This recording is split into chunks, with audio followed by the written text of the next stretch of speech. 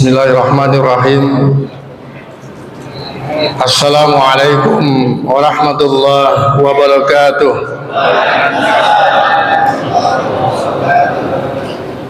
Innal hamdalillah wassalatu wassalamu ala Rasulillah Muhammad ibn Abdullah wa ala alihi wa sahbihi wa mawala. La haula wa la quwwata illa billah, amma ba'd. Ikhwafillah, jamaah sholat Aisyah dan tarawih Masjid Al-Muhajirin Perumahan Alinda Kencana yang insyaallah sama-sama dimuliakan Allah Subhanahu wa taala. Di dalam bulan suci Ramadan sesungguhnya ada dua ibadah yang menjadi primadona umat Islam. Yang pertama adalah puasa dan yang kedua adalah sholat. Terkait dengan dua ibadah tersebut, di tengah masyarakat ada berkembang ungkapan yang sangat-sangat sering kita dengar. Di antaranya yang pertama ungkapan perbaikilah sholatmu maka Allah akan memperbaiki hidupmu. Ungkapan yang kedua, berpuasalah kalian, niscaya Allah akan sehatkan kalian. Ini dua ungkapan yang sering kita dengar.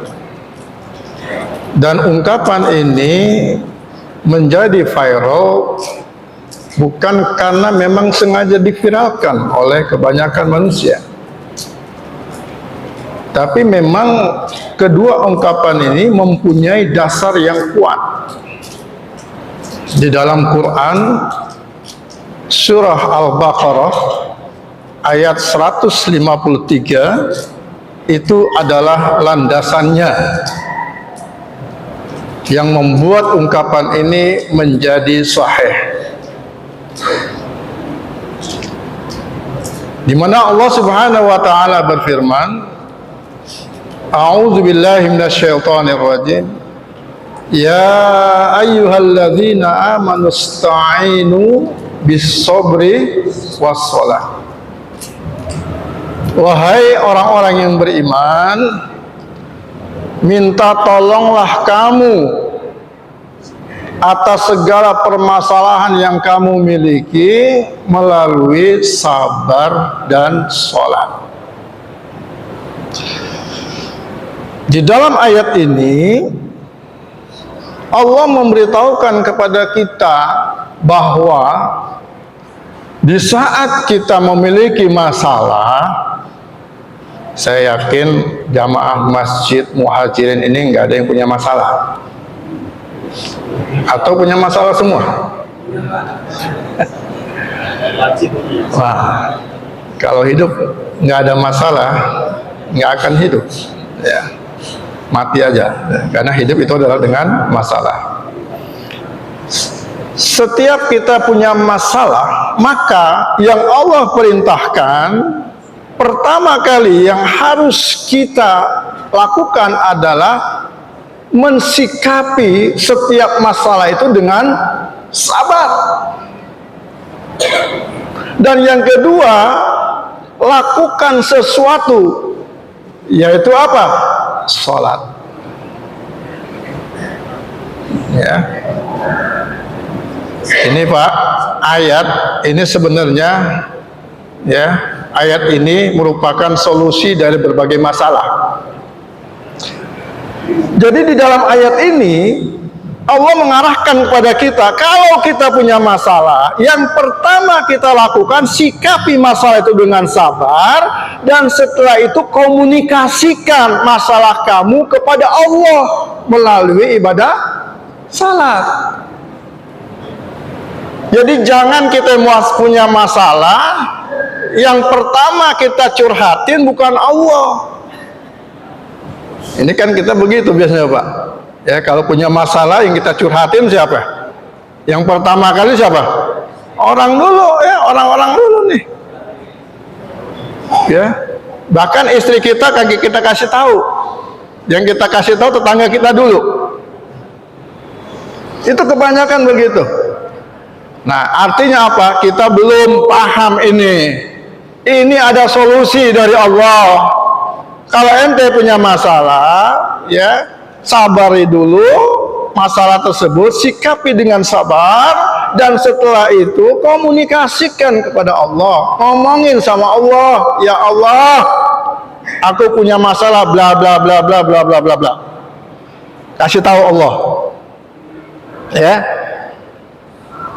Nah, setelah kita ngomong sama Allah, nanti Allah yang akan kasih tahu itu masalah kita nanti selesainya melalui siapa. Ya Allah, hutangku banyak banget ya Allah. Ngomong dulu sama Allah. Ntar setelah kita ngomong sama Allah, Allah kasih jalan itu. Kita pergi silaturahim ke rumah Pak Ketua DKM, Pak Haji Nana, ya kan? Ngomong ke sono, nggak taunya Pak Haji Nana habis dapat gusuran. Dikasih kita amplop doang, isinya kagak ada. Dikasih amplop isinya 10 juta. Utang kita cuma 5 juta. Alhamdulillah masih ada lebih 5 juta. Itu caranya Pak. Komunikasikan dulu kepada Allah. Setelah itu baru nanti Allah akan kasih tahu tuh jalan keluarnya kemana tuh kita punya masalah. Ya. Oke. Yang telah membuktikan ayat ya ini ya, itu ada nabi sebelum nabi kita Muhammad sallallahu alaihi wasallam, yaitu Nabi Zakaria. Kenal Nabi Zakaria, Pak? Tahu ya? Bapak tahu ujian apa yang Allah berikan kepada Nabi Zakaria? Nabi Zakaria itu diuji oleh Allah dengan susahnya punya keturunan. Sampai usianya itu 90-an tahun kurang lebih. Dalam satu riwayat dikatakan seperti itu. Istrinya juga kurang lebih sekitar 90 tahunan. Ya. Jadi kagak punya anak, menunggu kedatangan anak itu sampai 70 tahun lamanya, kurang lebih dari usia pernikahannya. Kagak punya anak. Sampai-sampai ketika di usia 90 tahun itu barulah Allah tetapkan bahwa Nabi Zakaria melalui istrinya dikaruniai seorang anak yang bernama siapa? Yahya. Ya. Nabi Zakaria nggak pernah putus asa, Pak. Terus berdoa selama kurang lebih 70 tahun menghadapi itu dengan sabar. Istrinya diponis mandul, kagak bakalan punya anak. Tapi ketika kekuatan doa, kekuatan sabar yang dimiliki oleh seorang Nabi Zakaria, kemudian Allah turunkan nikmat atau karunia berupa anak tersebut. Ya, ayatnya itu bisa dibaca tuh, Quran surah Ali Imran ayat 38 39. Hunalika da'a Zakaria rabbah qala rabbi habli min ladunka dzurriyyatan thayyibatan innaka sami'ud du'a fanadatul malaikatu wa huwa qa'imun yusalli fil mihrab annallaha yubashshiruka bi Yahya musaddiqan bi kalimatin minallah wa sayyidan wa hasuran wa nabiyyan minas salihin. Itu ayatnya tuh yang menjelaskan bahwasannya Nabi Zakaria, hunalika da'a Zakaria rabbah, di sanalah Nabi Zakaria meminta kepada Rabb-Nya. Qala rabbi habli min ladunka dzurriyyatan thayyibatan innaka sami'ud du'a. Ya Allah, karuniakanlah diriku dari sisimu seorang anak keturunan yang baik, yang saleh. Wa huwa qaimu. Kemudian apa kata Allah, ya? Fanadatul malaikatu wa huwa qa'imun yusalli fil mihrab. Sesungguhnya Allah Subhanahu wa taala, wahai Zakaria, telah memberikan kabar gembira kepadamu. Annallaha yubashshiruka bi Yahya musad. Sesungguhnya Allah Subhanahu wa taala memberikan kabar gembira kepadamu dengan dihadirkannya seorang anak yang bernama Yahya. Saat Nabi Zakaria itu sedang sholat di mihrabnya. Pak. Jadi ketika dia sholat, Nabi Zakaria itu meminta kepada Allah, berdoa, Rabbi habli min ladunka dzurriyyatan thayyibatan innaka sami'ud du'a. Wa nadatul malaikatu wa huwa qa'imun yusalli fil mihrab. Ketika Nabi Zakaria sedang sholat di mihrabnya, Annallaha yubashshiruka bi Yahya. Allah kabarkan kabar gembira kepadamu dengan seorang anak yang bernama Yahya. Musaddiqan bi kalimati minallah, yang membenarkan kalimat-kalimat Allah, yang membenarkan ayat-ayat Allah. Wa sayyidan, dan menjadi tauladan, wa hasuran, bisa menahan hawa nafsu, wa nabiyyan minas shalihin, dan menjadi nabi di antara orang-orang yang saleh. Itu keterangan Allah tentang apa yang dilakukan oleh Nabi Zakaria, yaitu berupa kesabaran menanti kedatangan seorang anak sampai 70 tahun kurang lebih lamanya, dan baru dikasih setelah usia 90 tahun. Dan yang dia lakukan bukan cuma sabar, tapi terus menerus berdoa, meminta kepada Allah ketika dia sedang sholat. Karena hakikat daripada sholat itu adalah doa, ya. Nah, jadi ini sudah terbukti, hadirin kaum muslimin rahimakumullah. Dan kalau kita perhatikan, ya, ternyata kemaslahatan dari dua ibadah yang kita lakukan, yaitu sholat dan puasa, ini memiliki kemaslahatan yang sama dan saling melengkapi di antaranya, ya. Mari kita perhatikan. Misalnya, kedua ibadah yang kita lakukan tersebut, dari sisi kemaslahatan medis misalnya, untuk kesehatan kita, ya, ternyata sholat punya dampak terhadap kesehatan kita yang baik. Puasa juga sama, mempunyai pengaruh yang positif terhadap kesehatan kita. Ya, bahkan hadirin kaum muslimin rahimakumullah, kesehatan yang bisa dipengaruhi, ya, oleh puasa dan sholat itu bukan hanya kesehatan fisik, tapi juga termasuk kesehatan psikis. Ya, kita ambil contoh misalnya kesehatan fisik misalnya, Pak. Kalau kita melaksanakan saum, kira-kira penyakit apa yang bisa sembuh dengan saum? Apa? Pertama, yang jelas kolesterol jahat ini bisa turun, betul ya? Yang kedua apa? Diabetes. Diabetes juga akan turun, ya. Kemudian apa lagi? Cancer, ya. Cancer juga itu bisa melemah. Kenapa? Karena puasa bisa membentuk sel darah putih, ya. Itu menurut penelitian, Pak. Bahkan, ya, kalau kita mengacu kepada penelitian yang dilakukan oleh Harvard, ya, Medical School, itu dilakukan penelitian oleh salah satu peneliti di Harvard itu, dikatakan bahwasannya ibadah saum yang kita lakukan ini, ya, bisa, ya, mengurangi tingkat stres kita, Pak.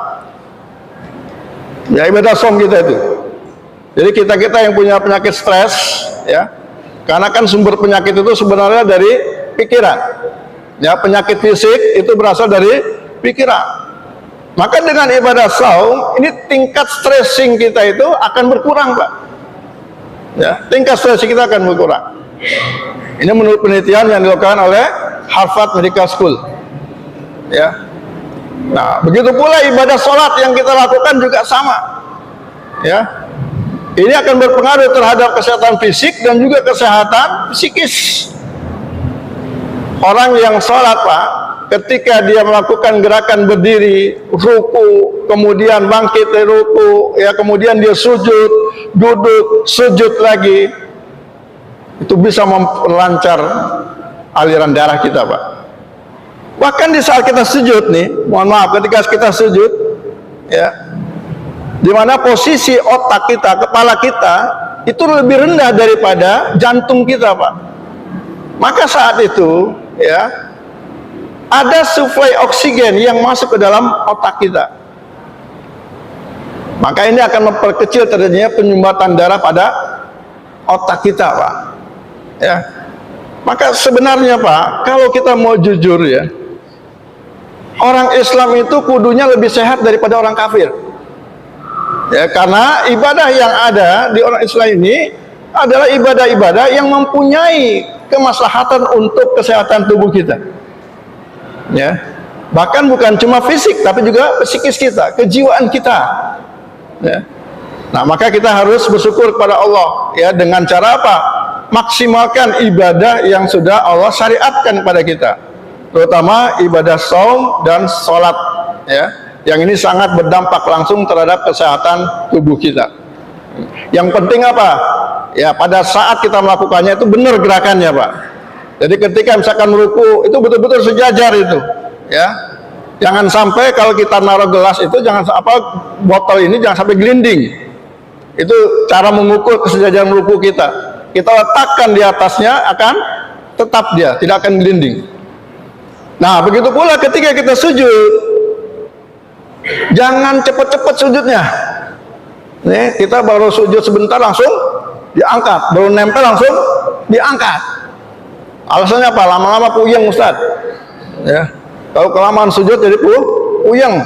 Ya, nah, biasakan sujud yang tertib, ya. Jangan terlalu cepat diangkat. Nah, ternyata memang sudah diteliti, ya, oleh peneliti, ya, dari Harvard Medical School, ya, bahwasannya sholat, ya, puasa yang kita lakukan itu berdampak terhadap kesehatan tubuh kita secara fisik maupun psikis atau kejiwaan. Nah, hadirin kaum muslimin rahimakumullah, itu satu, ya, kesamaan. Kesamaan yang lain, ya, nah, ternyata sholat dan saum ini sama-sama mempunyai kemaslahatan terhadap ekonomi kita, ya, di mana Allah Subhanahu wa Ta'ala memberikan jaminan kepada orang-orang yang sholat itu akan diberikan rezeki yang tidak terduga-duga, ya. Allah Subhanahu wa Ta'ala berfirman, wa may yattaqillaha yaj'al lahu makhrajan wa yarzuqhu min haitsu la yahtasib. Allah katakan seperti itu, ya, bahwasanya orang-orang yang bertakwa pasti, ya, Allah akan kasihkan solusi dalam hidupnya setiap masalahnya, dan Allah akan berikan rezeki dari tempat yang tak terduga-duga. Karena orang-orang yang bertakwa ini, ya, adalah diantaranya adalah orang-orang alladzina yu'minuna bil ghaibi wa yuqimunas shalah. Orang-orang yang bertakwa itu adalah orang-orang yang percaya dengan yang gaib dan dia mendirikan sholat, ya. Maka jaminan bagi Allah, orang yang sholatnya benar, orang sholatnya bagus, ya, kualitasnya bagus, maka dijamin oleh Allah akan datang rezeki dari tempat yang tak terduga-duga, ya. Alhamdulillah, ya, sudah banyak yang membuktikan ini, ya, termasuk baru-baru ini saya juga membuktikan, ya. Baru belum lama, kurang lebih 2 minggu sebelum puasa, saya ada misi kemanusiaan ke Aceh. Pada saat saya merencanakan acara, belum ada terpikir duit dari mana, belum ada terpikir dari mana. Dan saya saat itu sudah mengajak 3 orang ustadz sekaligus, yuk ikut dengan saya. Kemana? Misi kemanusiaan ke Aceh kita, dakwah sekaligus misi kemanusiaan. Nggak ada duit, waktu itu belum ada terpikir dengan duit di mana. Nggak taunya alhamdulillah Allah kasih jalan. Tiket pulang pergi terjamin, Pak. Ada yang memberikan, meskipun hanya 2-3 orang saja yang memberikan, tapi terjamin pulang pergi. Perkara saya di sana nanti bagaimana? Ternyata Allah kasih lagi itu. Selama 10 hari kurang lebih saya di sana, makan yang pakai duit pribadi bisa dihitung dengan jari 1, 2, 3 kali paling. Selebihnya saya dijamu oleh orang-orang Aceh sana. Nah, bahkan sehari bisa makan sampai 5-6 kali, Pak. Saking banyaknya orang kepengen menjamu, ya, tamu dari Jakarta yang punya misi kemanusiaan tersebut. Alhamdulillah, ya, karena yang saya bawa itu orang-orang yang memang ibadahnya bagus, ya. Makanya alhamdulillah saya nggak takut untuk masalah misi kemanusiaan ini. Dan alhamdulillah 10 hari berjalan lancar, dari mulai menyisiri mulai dari Banda Aceh saya menyisir sampai ke Aceh Tamiang. Banda Aceh, Aceh Pidijaya, kemudian Biren, Lok Sumawe, Aceh Utara, kemudian Lok Sukon, Kuala Simpang, Aceh Tamiang, sampai akhirnya tembus ke Medan. Itu terakhir. Alhamdulillah berjalan lancar. Ya. Nah, itu membuktikan bahwasannya kalau kita ya menyerahkan sesuatu urusan kebaikan untuk Allah, maka Allah pasti akan berikan jalannya. Ya, saya pikir ini yang bisa saya sampaikan. Sekali lagi, mari kita jadikan sholat dan sabar ya, atau puasa sebagai sarana ya untuk kita mendapatkan solusi terhadap segala permasalahan yang kita hadapi. Kurang lebih mohon maaf. Assalamualaikum warahmatullahi wabarakatuh.